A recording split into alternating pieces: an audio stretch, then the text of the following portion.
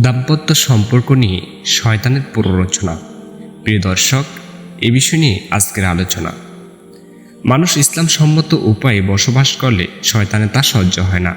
তার কাজই হলো মানুষকে সঠিক পথ থেকে বিচ্যুত করে জাহান্নামের পথে পরিচালিত করা।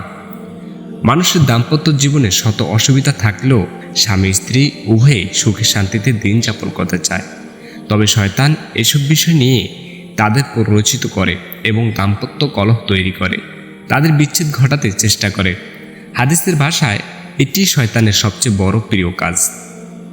হাদিসে এসেছে, জাবির রাদিয়াল্লাহু তাআলা আনহু থেকে বর্ণিত, রাসূল সাল্লাল্লাহু আলাইহি ওয়াসাল্লাম ইরশাদ করেন, ইবলিস পানির উপর তার আরশ স্থাপন করে মানুষের মধ্যে তার বাহিনীকে ছড়িয়ে দেয়।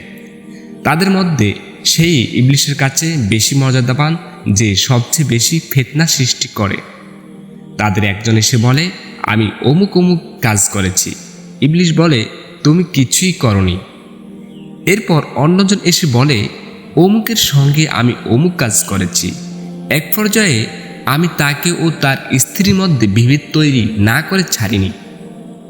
এরপর ইবলিস তাকে তার কাছে টেনে নেয় এবং বলে, হ্যাঁ, তুমি অনেক বড় কাজ করেছ। তাই শয়তানের ফাঁদে পা দিয়ে দাম্পত্য সম্পর্ক নষ্ট করা মুমিনের বৈশিষ্ট্য নয়।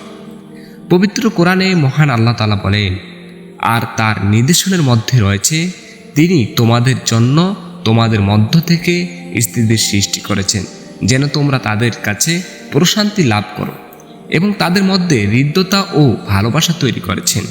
নিশ্চয় এতে চিন্তাশীলদের জন্য রয়েছে অনেক নিদর্শন।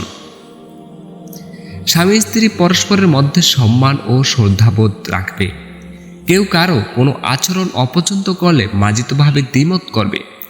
আবু হুরায়রা রাদিয়াল্লাহু তাআলা আনহু থেকে বর্ণিত, রাসূল সাল্লাল্লাহু আলাইহি ওয়াসাল্লাম বলেছেন, কোনো মুমিন পুরুষ যেন কোনো মুমিন নারীকে ঘৃণা না করে। তার কোনো একটি আচরণ অপছন্দ করলে অন্য আচরণকে পছন্দ করবে। দাম্পত্য সঙ্গীর সঙ্গে দুর্ব্যবহার করতে হাদিসে নিষেধ করা হয়েছে।